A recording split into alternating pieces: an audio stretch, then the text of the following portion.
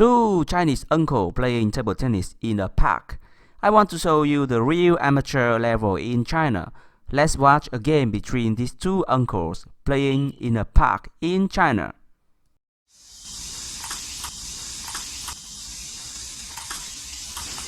The blue uncle still has the old habit.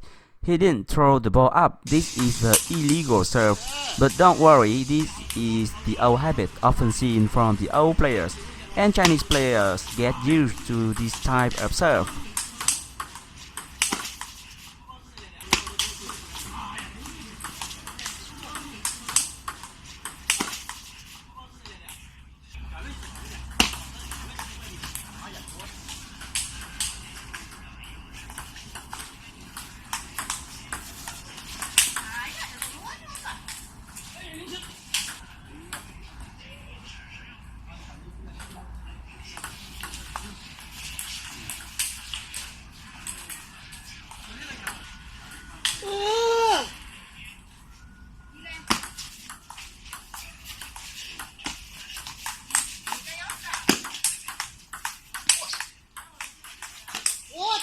Whoa! Wow, this is a very good rally.